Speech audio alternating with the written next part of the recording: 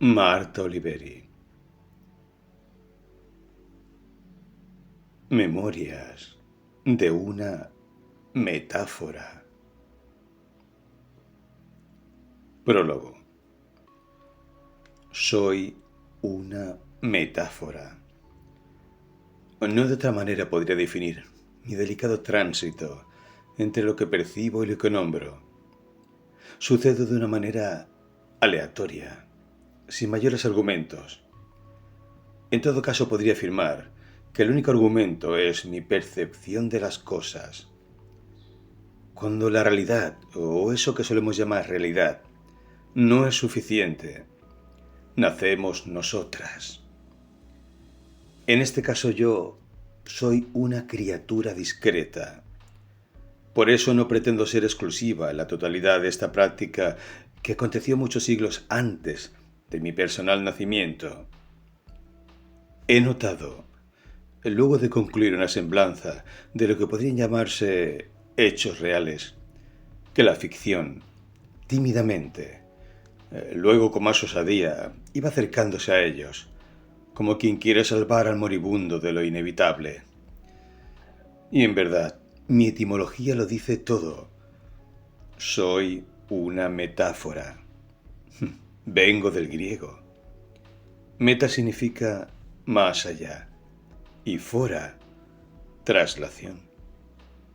Esto, de algún modo, representa mi naturaleza.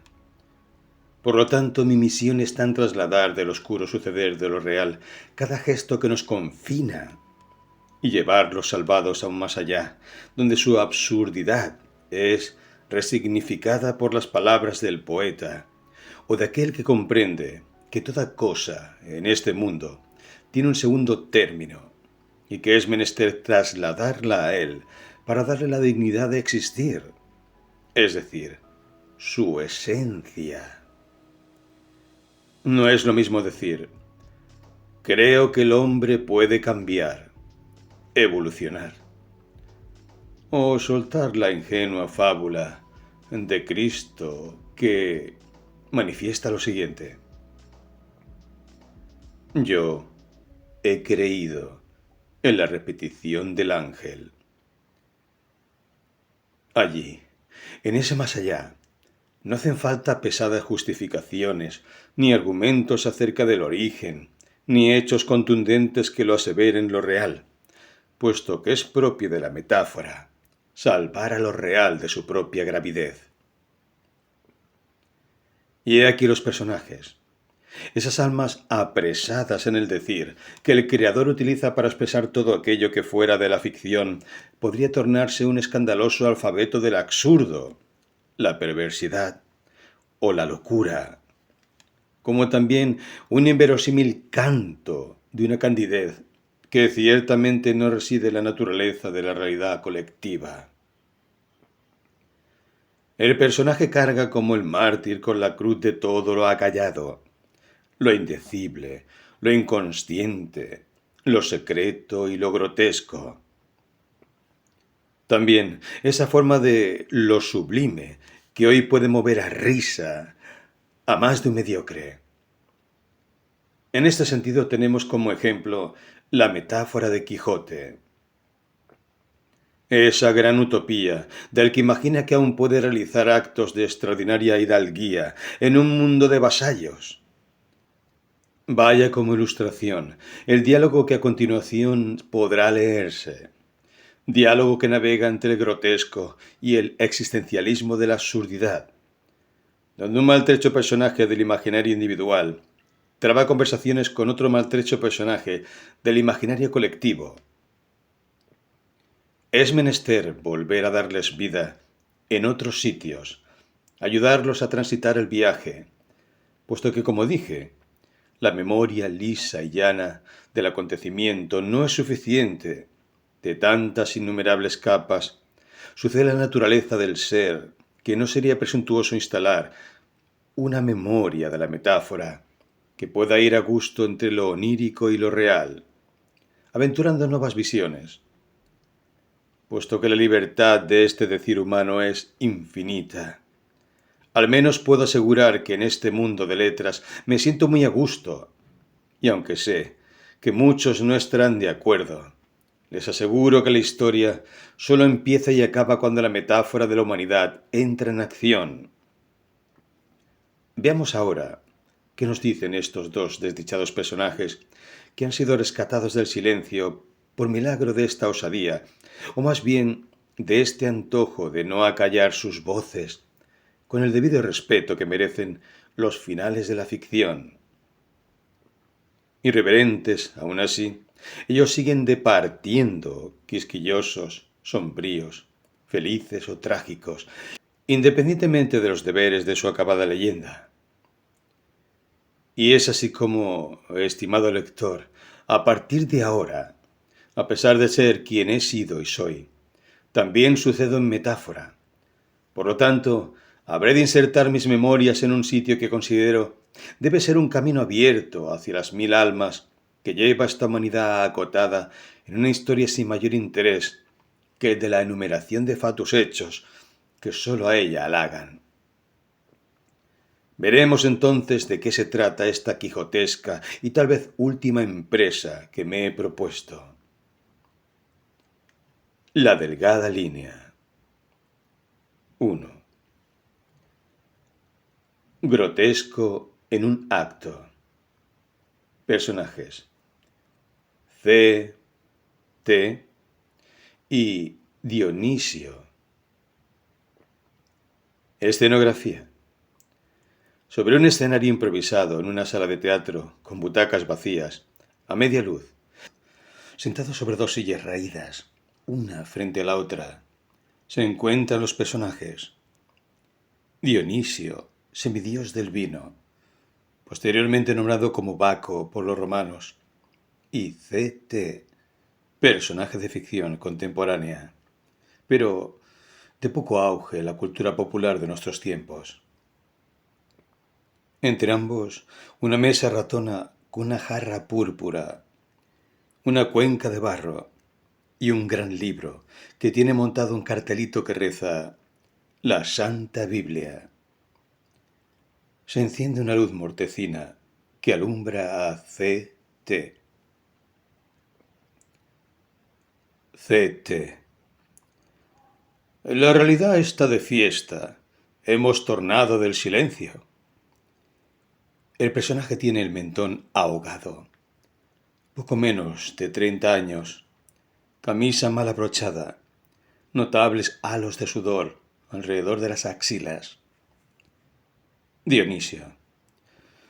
Soberbias palabras viniendo de un monigote de ficción. La luz se dirige ahora hacia un hombre regordete, con cabellos ensortijados, que porta una vieja túnica y una corona con las hojas de la vid en la cabeza. Se lo nota de muy mal humor. Es que aquella precisa mañana han huido las ninfas, una borrachera excesiva de vides mal fermentadas. Extraviaron a los sátiros, es decir, como a los hombres en aquella práctica de la persecución de la fémina. De sus bocas habían salido groseras palabras y sus alientos apestaban. Agrega: menudo día he tenido. C.T. con aires ofendido. Eso no significa que te dirijas tú también de manera tan grosera. Enfatiza: he dicho que la realidad está de fiesta, porque hemos abierto la grieta. Ahora estaremos codo a codo con ellos. Dionisio. ¿Ellos? C.T. Sí, aquellos presuntuosos que suponen habitan un mundo sin cuestionamientos. Por ello andan con la cara larga y aquella solemnidad que me aterra ciertamente. Dionisio. No veo la necesidad de movernos de nuestro terruño. La realidad es cosa de mortales. No deseo que me endilguen su perorata asistencial, y menos que me contemplen como pajarraco de otro mundo. Tú lo sabes. La humanidad es soberbia y solo acepta el disfraz de su absurda verosimilitud. CT. Pues será mejor que comiencen a acostumbrarse, pues hemos roto la delgada línea que los hacía creer habitantes de un mundo sólido, cosa ciertamente muy cuestionable. Dionisio. ¿Cuestionable? CT. Sí, la solidez. No puedes decirme, estimado Dionisio, que hay algo sólido en este mundo de tantas almas, menos tú, que habitas en ebriedad perpetua. Dionisio. Oh, sí que eres burdo. ¿Acaso no sabes que yo soy quien pone un poco de mesura en la inconducta de este mundillo animalesco que me han encomendado dirigir? CT. Por el contrario, es un halago. Nuestro gran poeta, aquel que nos ha hablado del barco ebrio, ¿no lo recuerdas? Oh, claro, sucede que tú vienes de la ingenua mítica de la lejana Grecia. Dionisio. ¿Y tú? ¿De dónde vienes? CT. Pues soy una emulación contemporánea, algo híbrido, según caprichos de estos seres insufribles que se hacen llamar nuestros creadores. ¿Nuestros creadores? Desvarías. El único creador es nuestro olímpico Zeus. CT. Me mueves a risa. Qué cándido eres, Baco. Perdón, Dionisio. Claro, para ti aún no ha llegado el imperio. Dionisio. ¿El imperio? CT. Sí, ese engendro de la humanidad que ha sido el imperio romano. Y entre tantas vejaciones se ha apoderado de vuestros nombres. Con decirte que a vuestro venerado Zeus le han puesto Júpiter, a la bella Afrodita, Venus, y a ti, Baco. Dionisio abre la boca con estupor. Luego su rostro enrojece de ira. Dionisio.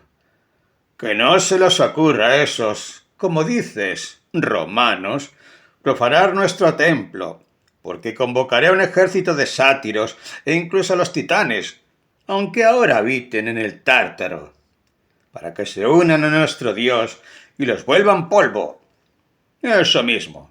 Solo cenizas y humareda quedará de esos bellacos. CT. Oh, qué palabra tan extravagante. No sabía que utilizaras ese término. No es propio de vuestra lengua decir bellacos. Dionisio. Ni de la tuya hablar con español castizo. CT. Ciertamente son licencias que se ha otorgado. ¿Quién os escribe? Medita con el dedo en la barbilla. Luego clava los ojos sobre su interlocutor. Dionisio. Algo intimidado. Bien. Ya no más desvarío. ¿Qué quieres de mí?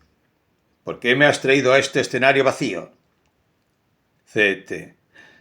Porque eres ficción, y aunque no la personal, es decir, una ficción más bien popular, y eso es precisamente lo que necesitamos de vosotros para cuando debamos enfrentarnos a ellos.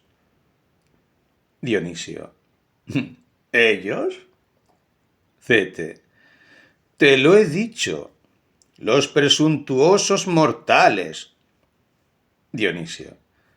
¿Y quién eres tú que con tanta certeza y desprecio hablas de ellos? CT. ¿Un personaje? Dionisio. ¿Un personaje? CT. Sí, como tú, solo que yo pertenezco a la imaginación individual y tú a la imaginación colectiva. De allí que tu poder sea mayor que el mío, pues tienes algo de lo que yo carezco por completo. Dionisio. ¿De lo que careces, dices? CT. Sí, de popularidad. Dionisio observa melancólicamente el escenario. ¿De qué sirve esa popularidad de que hablas? Solo me fue dado recorrer una porción menor del Olimpo. No he sido tomado en serio por los dioses. Soy el hazmerreír de los olímpicos. Por ese motivo me han tenido entre sus bufones. Me pregunto ciertamente si ese hombre del que tú hablas no los ha engendrado soberbios, a imagen y semejanza de él. Cete. ¿Dios a imagen y semejanza del hombre? El gran libro dice que ha sido exactamente al revés. Dionisio. ¿Qué gran libro? Cete. La Biblia, muchacho. Dionisio. ¿La Biblia? ¿Qué es eso? Cete. Oh, perdona. Olvide que tú eres un ser primitivo. Aún no ha llegado a ti la cultura cristiana. Mas, según tu origen, ¿conoces la palabra biblos? Es griega, ciertamente. Dionisio.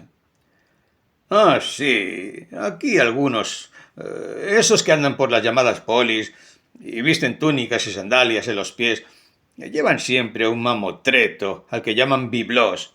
O tal vez lo he oído en otra parte. Tú sabes, la vid nos proporciona toda clase de visiones, algunas deliciosas, otras sombrías. Mira a su interlocutor con cierta inquietud. Pero lo cierto es que tú me has traído a este lugar de mala muerte, muy lejos de lo que podría ser nuestro glorioso anfiteatro. Más bien una de esas cavernas donde se emborrachan los perdidos. Y esta conversación ha empezado con una frase que no acabo de entender. Has dicho que la realidad está de fiesta. Hablas, afirmas, y ni siquiera me has dicho tu nombre. Fíjate, responde el hombre de mentón ahogado, a un joven pero con aire mórbido en su eterna sonrisa giocondina. Fíjate qué egoísta ha sido mi creador, que ni nombre me ha puesto, solo me ha otorgado dos iniciales, C, T, por lo bajo. Algún día averiguaré qué significan. Entonces, tal vez pueda responderme a ciertas preguntas. Dionisio. Mira tú. Así que eres un personaje sin nombre propio. ¡Qué pobreza la tuya! Pobre hombre.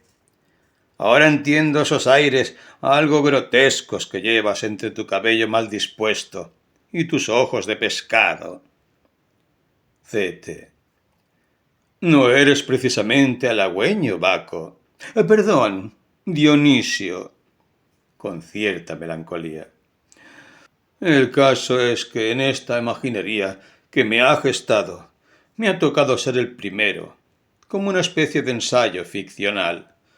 Pero no por eso desestimes mi dignidad. Dionisio. No ha sido mi intención, mi estimado CT.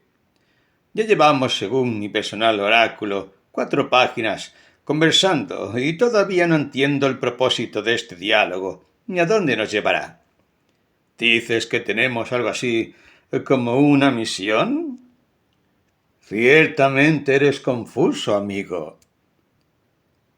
Cete. Oh, no es que sea confuso. Sucede que mi relato sufre de una naturaleza algo verborrágica. De allí que me suele perder en las palabras. Ese fue uno de mis defectos al tiempo que la mejor de mis virtudes, pues a mis contemporáneos les encanta la cháchara sin sentido, y les he dado el gusto e incluso me han premiado por ello. La luz del escenario se oscurece. Cete. Valga inútil premio que me han dado. Luego cayó la noche sobre mí. A veces, amigo Dionisio, no es bueno mostrar el alma tal como es. pues se corre el grave riesgo de ser el punto de choque a donde vienen a parar las mezquindades del mundo. Dionisio. No te alcanzo a entender, amigo CT. CT. Oh, digo que cuando te pones en evidencia, el mundo, los otros, encuentran el sitio donde echar las piedras de sus propias culpas. Eres los demás, y en tanto eres los demás, siendo tú mismo, te vuelves una especie de Cristo vernáculo, y a la vez que portas los deseos negados de los demás, te vuelves la fuente de sus conflictos y de sus odios, eso que no pueden ver en sí mismos. Dionisio toma la cuenca, donde vierte el vino que le ofrece a CT, con un gesto compasivo. Ah, mi pobre amigo, he de llamarte así, puesto que tú lo has dicho. Después de todo tienes razón en aquello que dices del odio de los otros. Oh, sí, el hijo despreciado de Zeus. El hazmerreír de los olímpicos. Conozco yo esa carga. Toma pues de mi medicina. Esto cura todas las penas. Tomemos un trago y bebamos. CT. Sí, amigo Baco. Digo, Dionisio. Como dijo el poeta, que aún no conoces, pero que te ha echado honores con sus palabras. Hay que vivir borracho para no sentir la carga insoportable del tiempo. Sí, algo semejante decía nuestro pobre Baudelaire, allá por el siglo XIX. Pero hacia atrás o hacia adelante, siempre la angustia ha sido la misma. Angustia de la humanidad, angustia de sus mitos, sus ficciones, sus criaturas. La escena va oscureciendo. Abrazados CT y Dionisio, beben de la cuenca.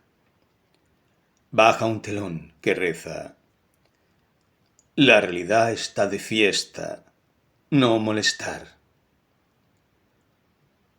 2. Reflexiones de la autora.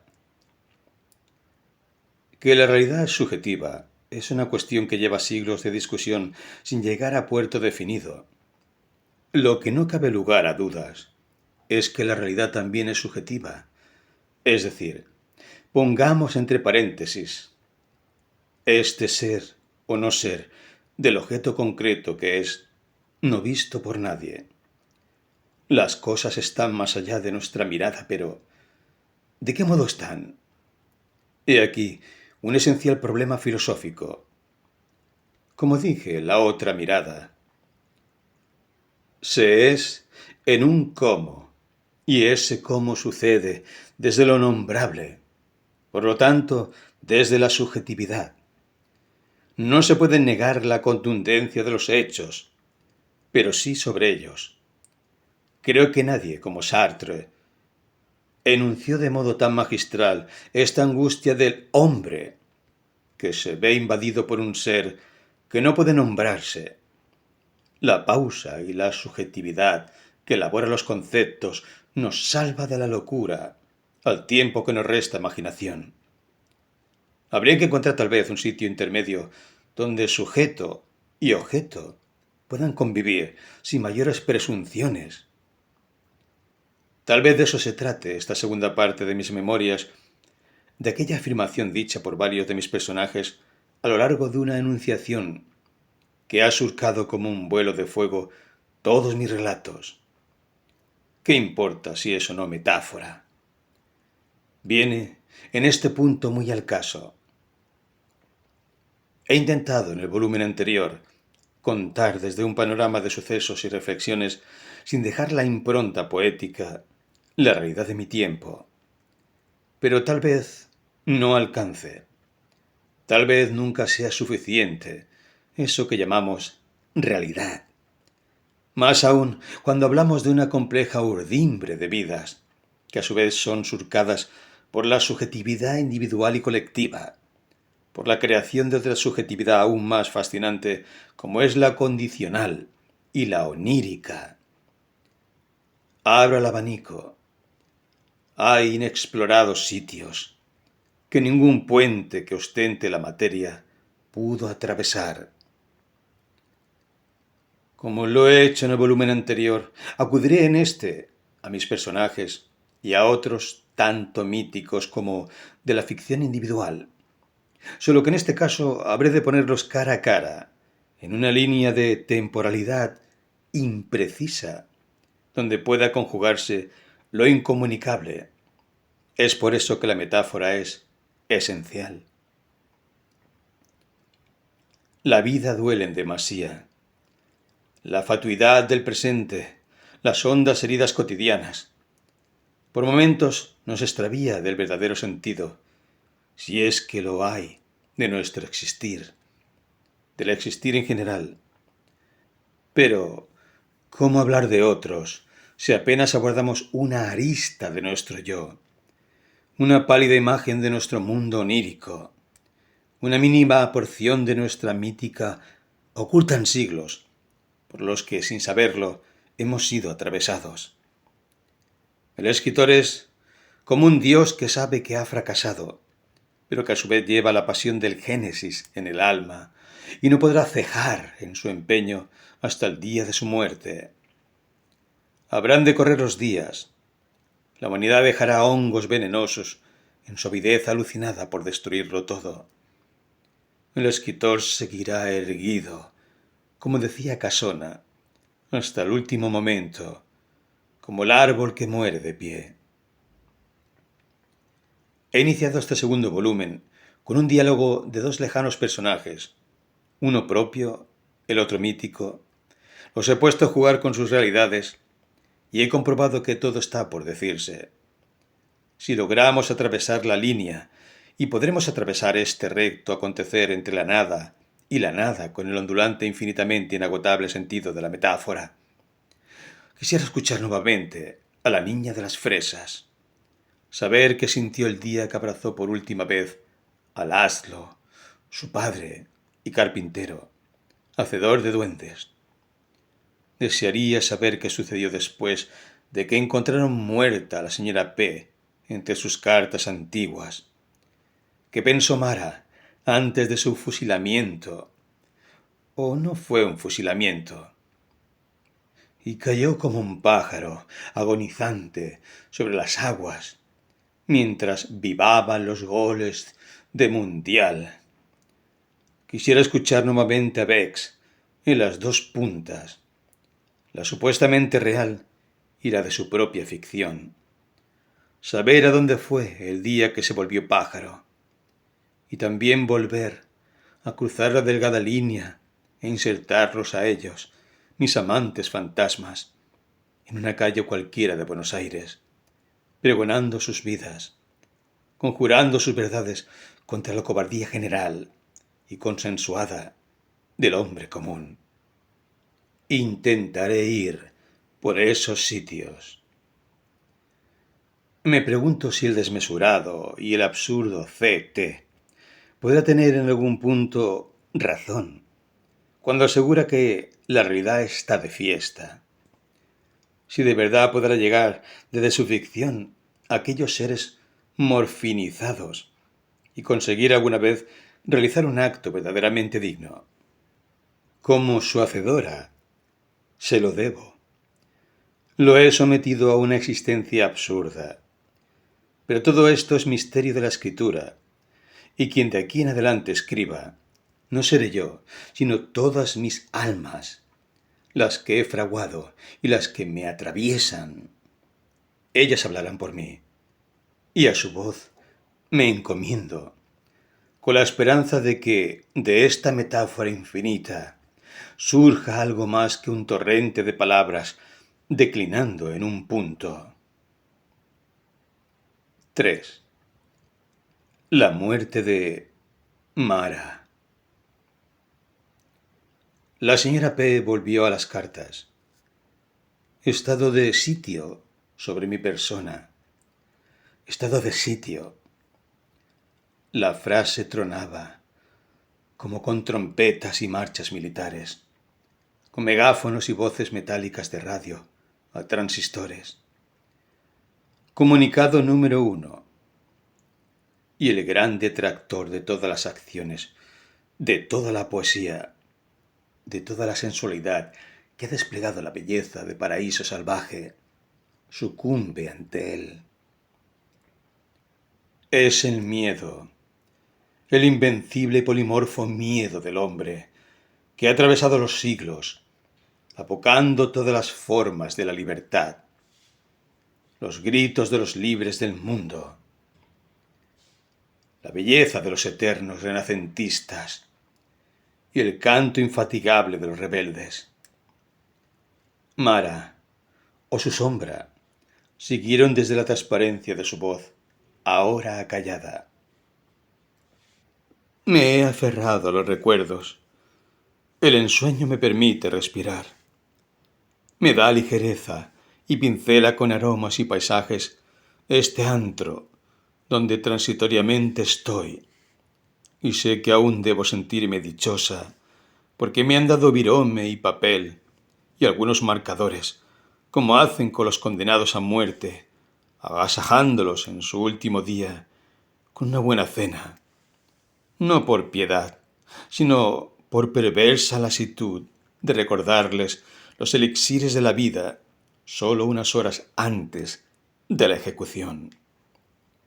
Su bondad me da la pauta de qué habrán de hacer conmigo, puesto que ya no les soy útil. Pero sigamos recordando, mi amada Valquiria amiga, que tus manos toquen esta hoja como si pudieras acariciar mi corazón ya muerto. Sí, efectivamente. Mara fue llevada la mañana siguiente a un sitio que no pudo ver, dado la venda que tenía en los ojos. Le dijeron que habrían de trasladarla, que pronto estaría en su casa, que sería una detenida legal, pero que debían vacunarlos a todos para evitar contagios. Y la inyectaron con pentotal. Mara, la pequeña de los inmensos ojos, la que había escrito la palabra dignidad en una vieja pizarra junto a los compañeros en Villa La Esperanza, acusada de subversión y traición a la patria, fue enviada en un avión junto con tantos otros inermes pájaros desnudos. Cayeron dormidos al agua, mientras a unos metros el pueblo adormecido vivaba el mundial. Antes de ser inyectada, se resistió y gritó a voz en cuello: «Compañeros, despierten. Este es un engaño. Nos van a matar a todos». Elsa, Elsita, quiero un día azul. Dame un horizonte. Dame un corazón de papel con brillantina. Pintaré uno muy grande para vos y otro para nuestros niños. ¡Viva la revolución, carajo!, sintió en pinchazo, y en el desvanecimiento algo la empujaba hacia adentro, a un centro de gravedad que la enmudeció para siempre. Después, solo fue un fantasma, frágil cuerpo desnudo que caía en cámara lenta sobre las aguas infinitas. Fueron décadas después que se encontraron los cuerpos.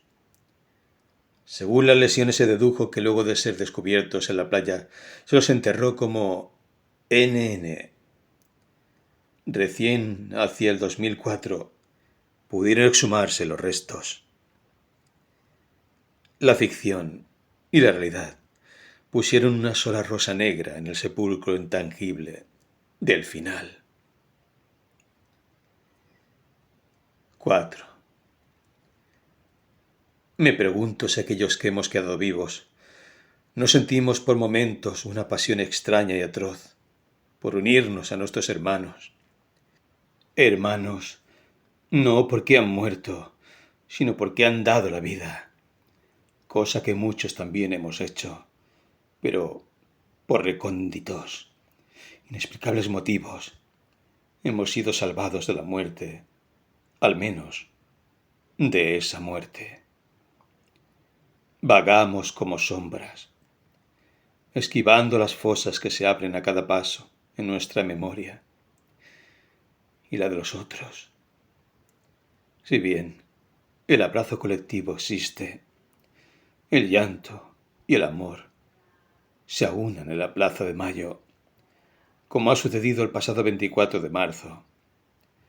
Aún así, un olvido más hondo se impone entre nosotros, y esa muerte de las fibras sensitivas que de generación en generación han ido desgastándose.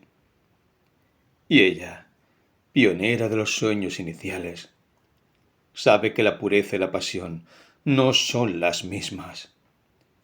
Es que, aunque no queramos admitirlo, el neoliberalismo entró en nosotros, se apoderó de nuestros actos, de nuestros ideales, del sentido de nuestra trascendencia. C.T., mi personaje del confinamiento, conocía el absurdo de sus actos y de todos los actos, pero aún así, en aquella autoflagelación que es la culpa del sobreviviente, el personaje se arrojó en absoluto conocimiento de la inutilidad de todos ellos, al empeño de retornar las utopías desde los sitios más milenarios. De allí que pudiera, en aquel diálogo inicial, no exento del recurso del absurdo, dialogar con un semidios, un hereje amante de las bacanales, pero que, sin embargo, conoce su condición de vasallo de los grandes dioses, aquellos que ostentan el gran arco del triunfo, y en ese punto comprende a C.T. Ambos son hijos, no queridos, de algún modo desterrados de la privilegiada existencia de unos pocos. El telón se cierra, pero ellos, bajo bambalinas, tramarán su propia bacanal. Es necesario que la realidad se embriague para poder converger en el mito y en la ficción. Es necesario huir de la solemnidad.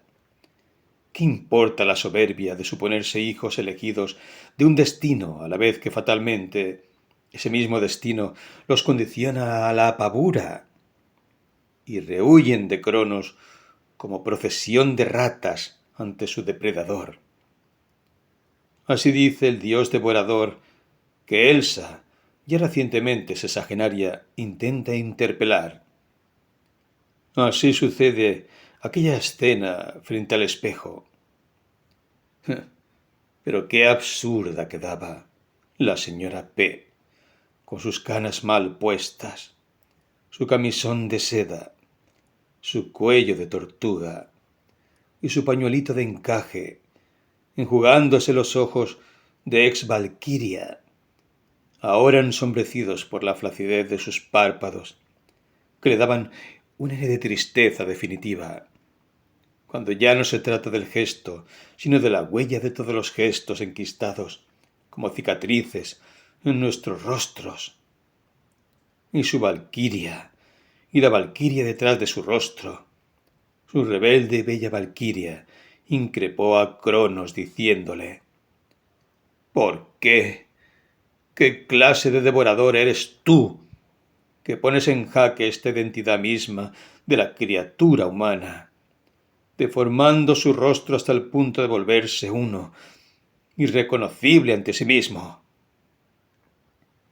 Y Cronos, como un vaho, una gran mueca mitológica, esbozada detrás del espejo, lanzó una soberana carcajada.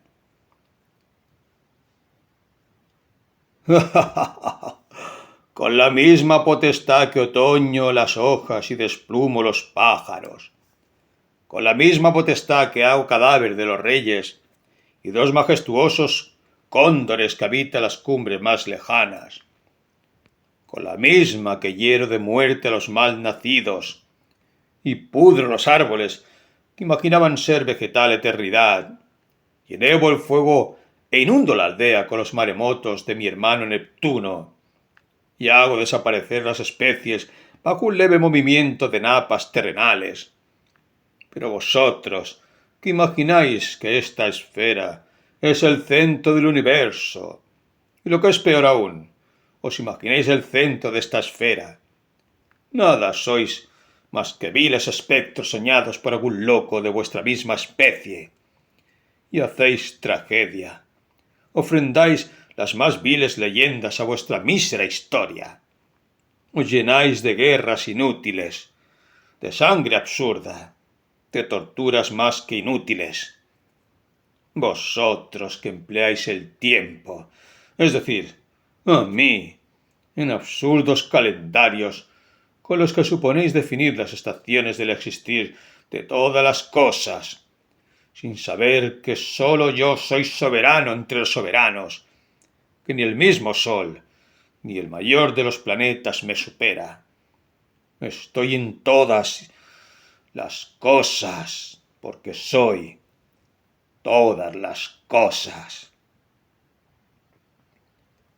Y la niebla adquiría por momentos la majestad de un emperador, y por otros los de un reo y de un animal mitológico. Esa capacidad de transmutar que daba como metáfora visual la idea exacta de ser todas las cosas, de ser la médula de todo lo que es, desde la criatura más miserable a la más sublime. Y aún se preguntaba Elsa, nada, ni el espejo, ni el propio pensamiento, ni la intensidad del amor, o lo más íntimo del ser, se salvaba de esta promiscuidad de existir, de esta suposición de que dejamos huella en este mundo. Entonces, ¿por dónde debía tomar el atajo hacia la paz que por tanto tiempo había ansiado? ¿Era la muerte el fin de Cronos? ¿Podía la muerte derrotar al dios tiempo? ¿Poner fin a su infinita multiplicidad de delicias y torturas? La realidad dio muchas veces la respuesta. Estos hijos de Cronos que somos, habremos de iniciar otra mirada ante las estaciones de la vida si queremos retornar al elixir de un lúcido asombro, ese que sólo acontece en el sabio y en el niño. 5. Hacia los 90, el mundo se solidificó en la infamia del neoliberalismo. Como digo en el prólogo de mi libro La última estación, el antiguo sueño anarquista de la unificación del planeta en un mundo sin fronteras fue siniestramente parodiado por la unificación del fetiche. Y es que, como dijo el poeta, de los sueños vinimos y a los sueños vamos. Tan así, la naturaleza de la metáfora, y de tal modo esperando el arte. Esa patria conjetural de la humanidad, tan soñando y soñando esa convergencia del segundo término con el primero, es decir, de la creación y sus criaturas con el origen de lo que lo ha generado. Esa traslación de lo que es a lo que transmuta, así como la noche de Lorca se vuelve un pez de sombras que abre el camino del alba. Nuestra vida se profundiza y adquiere sentido sólo en ese aparente sinsentido que es la traslación de lo real en una nueva criatura. Pero, para que haya un segundo término, debió haber un primero. Y aquí la gran angustia del Creador. Una vez que parte el barco de nosotros, llevándonos, como decía Alejandra Pizarnik, resulta difícil el regreso. Se hace desventurado lo cotidiano. Se vive haciendo equilibrio en la delicada línea entre el abismo del absurdo y la locura, transcurre nuestro frágil camino. Eso hasta que podamos tomar el vuelo definitivo que nos lleve allí a donde pertenecemos. Por ahora, vamos haciendo equilibrio entre ambos términos de lo real a lo maravilloso, de lo maravilloso a lo real. Así, por esas épocas, al tiempo que moría la esperanza de los utopistas, nació para mí el recurso de la ficción novelística. Desde el atribulado C.T., cuya intransigencia, su adhesión a las causas perdidas, fue severamente castigada, a la vez que premiada. Vaya paradoja. Premiaron el lenguaje, negaron la historia. Sucedía claro, como le diría a mi personaje Dionisio, que su historia era una cuestión sin mayor sentido. En verdad no tengo una historia, agregaría puertas adentro, una vez cerrado el telón, con aquella frase enigmática, a la vez que absurda. La realidad está de fiesta. No, amigo Dionisio, yo no tengo historia, ni siquiera tragedia. Una tragedia pequeñita. No digo una ostentosa tragedia griega, como la que aventuran vuestros dramaturgos. Mi cuestión es más grave. Padezco de ingravidez. ¿No existo? De este modo, intentó el personaje representar lo irrepresentable, lo que bien sabía guardado aquel nuevo mundo de emulaciones de todas las cosas, de vidas calcadas a gusto y necesidad del mercado. Es decir, la verdadera tragedia, esa que el hombre ha creado para sí mismo y ha llenado con sus crímenes la historia. Sepulcro sucesivo, donde siempre callan los que deben decir y dicen los que deben callar. Relatar a través de la ficción ha sido para el libre pensador, para el poeta, el único medio de sostener la acción y la coherencia en un mundo que ha levantado el muro de la negación absoluta de lo humano en una clara y cínica adoración del becerro de oro, el nuevo mercado mundial. El hombre no existe, como dijeran los posmodernos, Baudrillard entre ellos, solo el lenguaje. Por su parte, Fukuyama elogió el gran triunfo ideológico del fin de la historia. Se desató la nueva fiebre del oro, la moneda se unificó. De eso se trataba la gran broma neoliberal. El fin de las banderas no era el fin de las clases, sino el fin de lo humano, entendido desde su lugar de ser actuante en el mundo, de libre y digno autor de sus actos. Debimos subirnos a la delgada línea y en ese equilibrio tan frágil sembrar nuestros personajes, abrir las ánforas de nuestras antiguas reliquias y precipitar el corazón en un vuelo hacia horizontes interiores. De ahí que la metáfora tomara la palabra, ya que mi primera persona del singular poco más podía decir. Como ha dicho en su prólogo, de ella será esta aventura, y sobre la bella indeterminación de lo real, que es este decir, más allá, habremos de aventurar un mundo de nuevas leyes, que tal vez pueda conducirnos a incertezas, cuya interrogación pueda darnos, al menos, la pauta de que existen nuevas formas de construir mundos reales en ese más allá que traslada nuestra impotencia hacia el poder infinito del Verbo.